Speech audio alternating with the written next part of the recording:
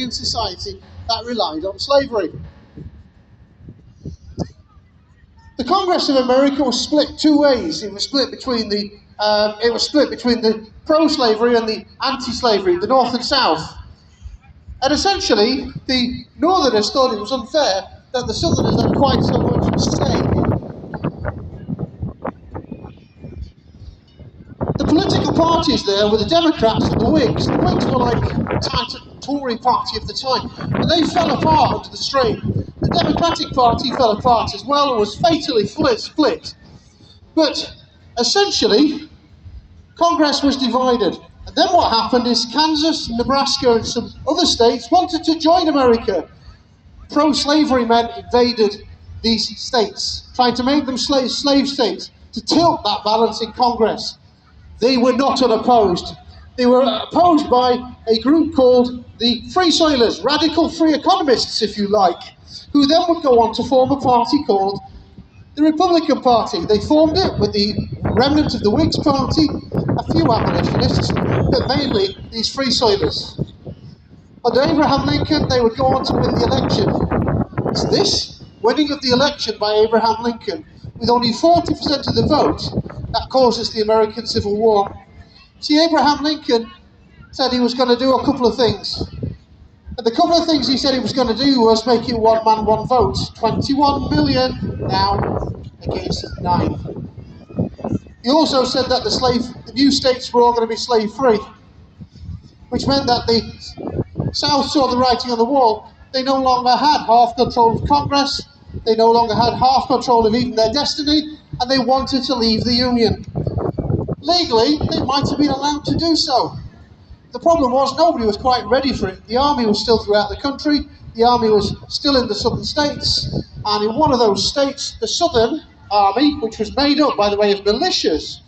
These militias had been formed because they were worried about slave rebellions, and also because a certain crazy northerner called John Brown had almost started a slave rebellion, and these militias now became the Southern Army. The Southern Army fired upon the Northern Army.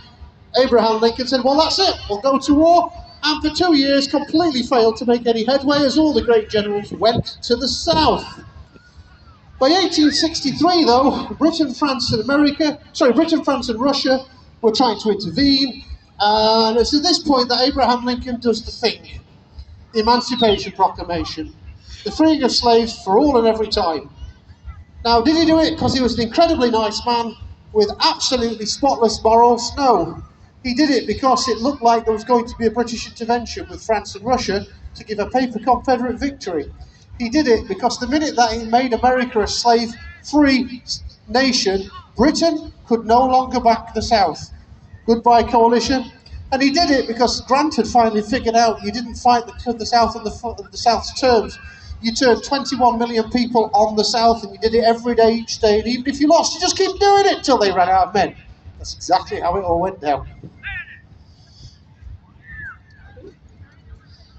You can see our Southern troops are actually on the field now, and they are actually doing they fixed bayonets, I think. Now, we got a lot of questions about bayonets. People say, why were the bayonets in the American Civil War quite so long? Is it so that men can, reach a bit further? Because actually the amount of bayonet you need to kill a man is barely 3 inches. Just take your finger and put it against your side and see how many vital organs you can hit with just a finger's depth. Except the kids, you'll need to borrow a couple of fingers for that.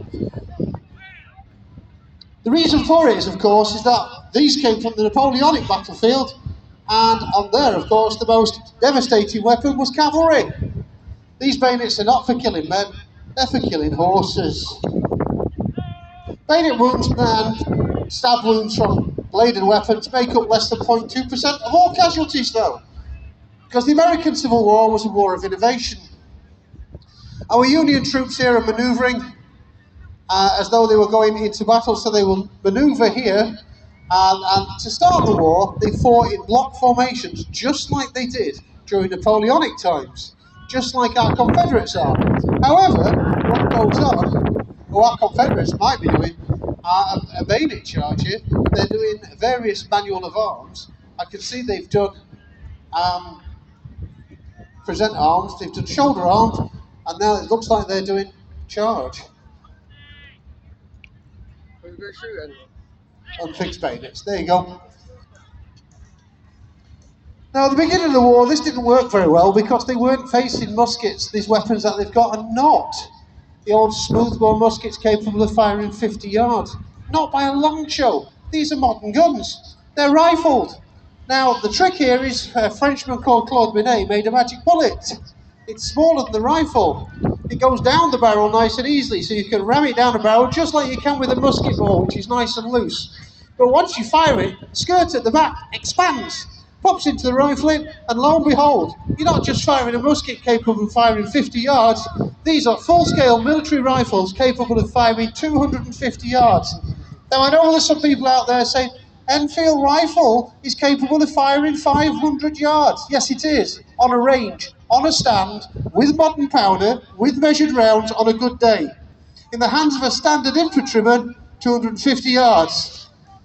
And therefore, first thing that happened was cavalry charges simply stopped. And also, they began to realise that, as we'll see in the firing display, certain firing tactics also didn't work.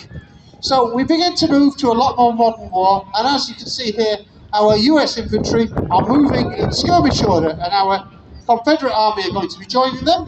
And then what they do is they start moving these orders, because all of a sudden volley fire, which works very well against a clustered group of men, doesn't work so well against a dispersed men.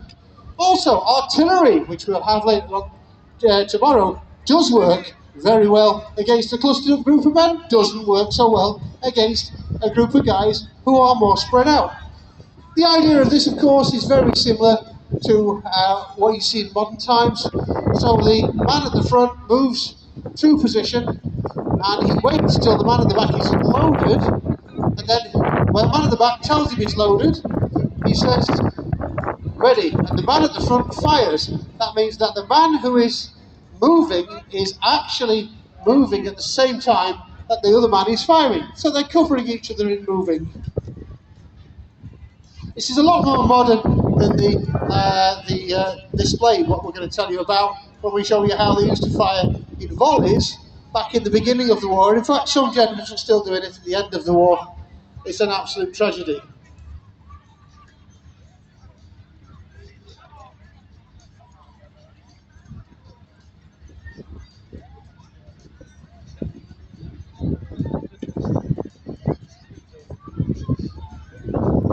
Also, another thing to let you know is, of course, that these weapons are no longer flintlocks. You'll see there's no flintlocks here. All the weapons we're going to be displaying today are, in fact, percussion cap weapons. So instead of having a flintlock where you have to mess about and put powder on one end of the weapon and then go to the other end and put the powder and the bullet down the barrel, what we're going to be doing here is just putting everything down the barrel. We'll show you how we do that. And then what we're going to do is we are going to show you some firing, but we're going to show you how then it's a percussion cap rifle, which means it's a small brass cap that fits on a small nipple at the back of the gun. And what this means is the fact that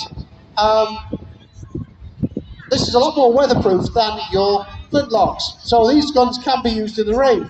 People often ask me, well, why don't I see these guns very often? How come I don't see very many percussion guns? Well, the reason is, by 1850 these had come in and were prevalent everywhere. By 1890, as we'll see later on, we're going to have a breech-loading weapon. It does not take somebody too much longer to think, why don't I just put the percussion cap on the back of the cartridge? And lo and behold, the modern round is born. So by 1830s these are invented, 1850s they're in major wars, 1890s they're gone, replaced, if you like, by cartridge guns. However, percussion caps do give us a couple of things that hadn't been available before. Repeating handguns. All of a sudden, they're possible. Now, these are not cartridge guns, they're still muzzle loaded, but this time you can muzzle load 6 cartridges and no flintlock, so a small brass cap at the back, and well, you've got 6 very usable rounds. So why didn't every soldier carry one? Well, it takes about 5 minutes to load this damn thing, and it takes about 5 minutes to get it back in the holster when you're not looking. So there you go. It takes 5 minutes to load it, so loading it before a battle is happening. Loading it during a battle just isn't happening. Also, its maximum range is about 30 metres. These rifles, as we've already discussed, are quite capable of firing at ranges of 250 metres and can be loaded every 20 seconds. Even if I was really quick at loading the pistol, could do it in the recommended 2 minutes. The rate of fire is still once every 20 seconds, which is no different to these. And we're going to show you how one of these weapons can actually beat that total anyway. Are you ready for some firing, ladies and gentlemen? Yeah. Can't hear you. That's a bit better. Right. Now, in the beginning of the war, the soldiers believed, just like Napoleonic times, that they were going to march up to their enemies, look them in the whites of the eyes at 50 yards and fire. Of course, every soldier knew the gun was capable of 250, so they started killing each other at bigger and bigger and bigger ranges. And of course, that went horribly by the way straight away. But the prevailing thought was,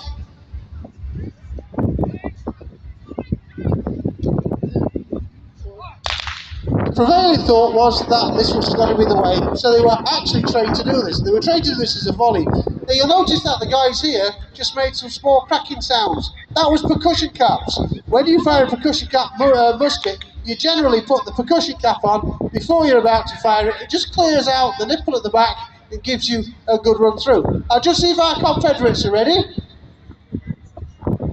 And if our Confederates are ready, would the Confederates like to give us a volley, and would the Union like to give us a volley in the good old-fashioned volley way?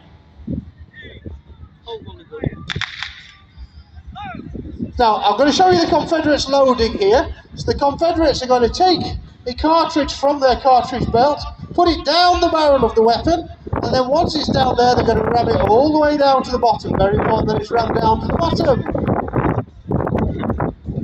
Once they've done that, they take the weapon to their waist, and they take a small percussion cap out of the second cap pouch on their belt, and put it on the back of the musket. They will then come to the shoulder arms to let the major know that they're loaded. So which of you wants to fire a volley first?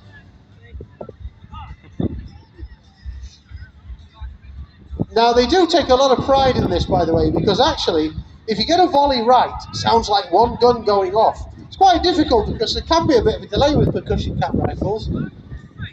But our reenactors do take a lot of pride. And our Confederates, on the last two occasions, have said that they are actually better than our Union at volleys. And sadly, they've then gone and proved it as well. So to date, our Confederates are actually ahead in the volley firing. So we'll let them demonstrate the perfect volley, and then we'll see if the Union can beat it.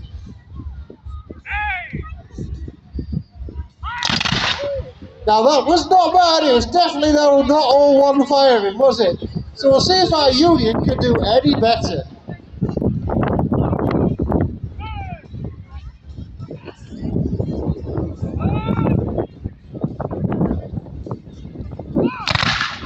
Well, ladies and gentlemen, who do you think did the best volley? Do you think it was the Confederates? No. Or do you think it was the Union? That's going to be a trial for tomorrow. The problem was, of course, is if you were doing this and you were marching up on somebody and they were behind something, say like a stone wall. I wonder how Stonewall Jackson got his name. Then, of course, what they do is they wait for you to fire your volley, they jump up and shoot you and hide behind the wall till you fired your next volley.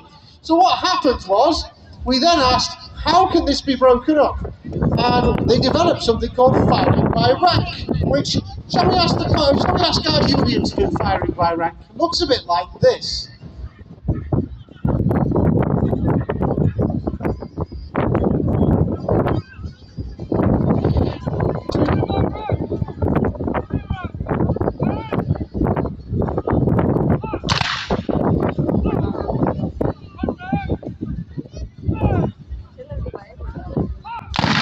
Brilliant! But actually, all we've done is half our problem.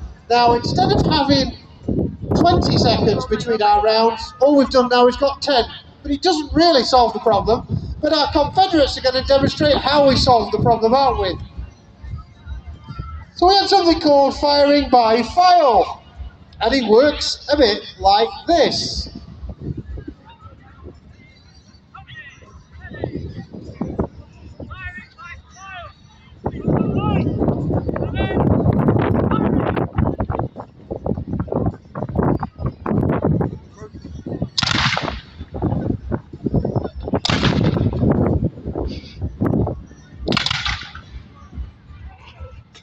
So what happens is the soldiers fire. I mean, obviously we've only got like a fifth of a regiment here. But if you like, what's going on now is the soldiers they literally count to 3 between they fire. So if you can imagine a row of soldiers 20 long, that means this time you've got a nice steady bam, bam, bam, bam going on, instead of that big break in which people can do awful things to you.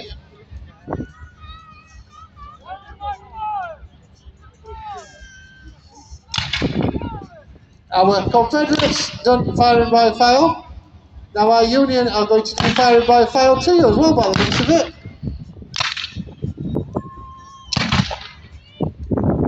And all of a sudden you can see that we've got this staggered rate of fire going on. And if you are opposing these people, you are now effectively suppressed. Your concentration is not going to be the same because effectively people are shooting at you.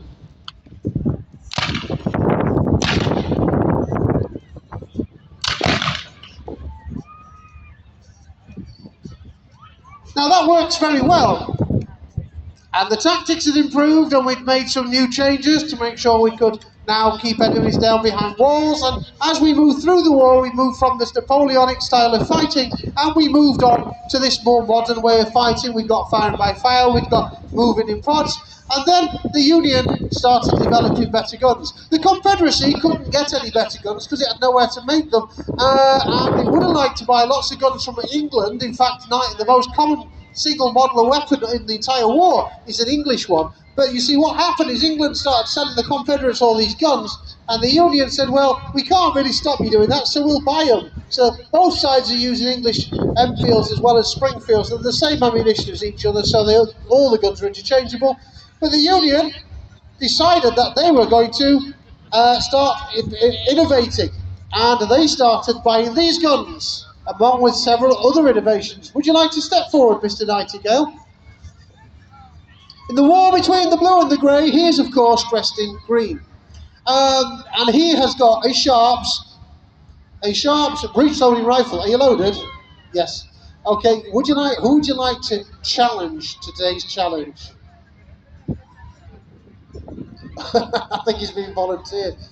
Now, as the war progressed, the Union began to get better guns, and this allowed better tactics. Berdan decided he wanted a new regiment dressed in green that would operate as riflemen at the beginning, at the front. So they went to the front, they hid in trees, they fought in a very ungentlemanly way as far as the Confederates were concerned. They'd go forward, they'd take out key targets, and then disappear.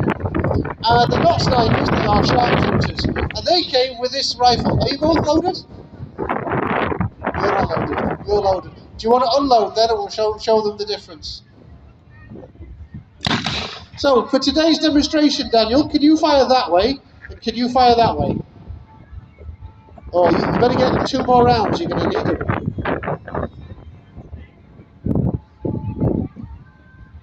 It's good when Dad's in the rank with you, isn't it? Look at that.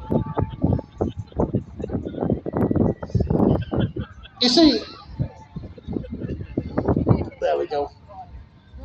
The cool thing about this breech-loading rifle is, of course, is you're loading from the other end. So no longer are you loading from the muzzle. So if you gentlemen would like to load and fire 1 round stud, go.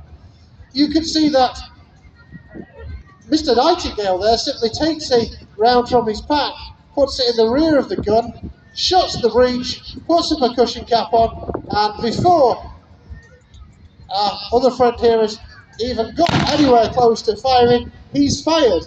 We'll just wait for our usual rifleman to fire.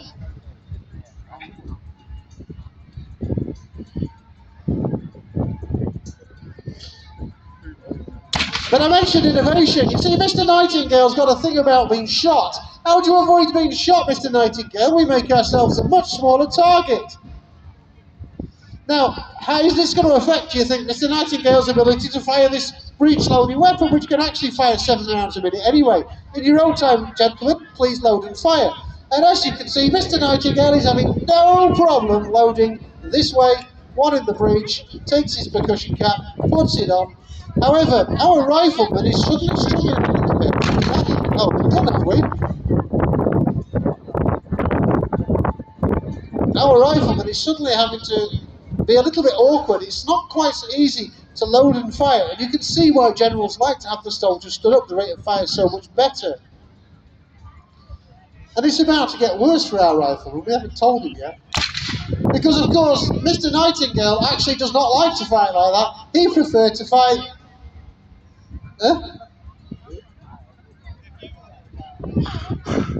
I'm just wondering, Daniel, can you go a little bit that way so that you're not behind the generator? I know he likes to hide, but actually that's taking it a bit far. There we go. Yeah, do you want to go that far, a little bit that way? There you go. So this time what's going to happen is we're going to have them laid on the floor, and we're going to see how this affects. Already it's getting a bit difficult here. Right, in your own time, gentlemen, load and fire. So as we can see, this has no effect on the way that our rifleman, on the way that our sharpshooter is dealing with this shot. So nice, clean. Done, no time, no change. Of course, our rifleman is having all sorts of fun. He's having to twist this big long rifle round himself. He's having to ram one laid on. Oh, he's sat. Oh, that's cheating. He's got up, you see. Mr. Nightingale likes to lay down because it's so much harder to. No, not lay down and have a kick. Can we have a round of applause for our rifle, by the way? We didn't tell him he was going to get baited into this. And bless him, he's got to put full kit on, so he's really struggling. Ladies and gentlemen, you can see how this technical innovation changed everything for everybody. Ladies and gentlemen, can we have a round of applause, by the way, for our Confederate Army, who did fire by fire, and our Union Army, who did our... Right. Now, you've seen some of the things we do. Do we have any children here today who think that they could be American Civil War soldiers? You do? Right. Well, at the end of this, we're going to have a kids' display drill. Have you got one round left? One round. I don't think they want another volley. Do you guys want another volley? I can't hear them. Sorry, what did you say? Oh, go on then. Can we combine it so we can do it all as well? Oh, that'll be excellent. There we go.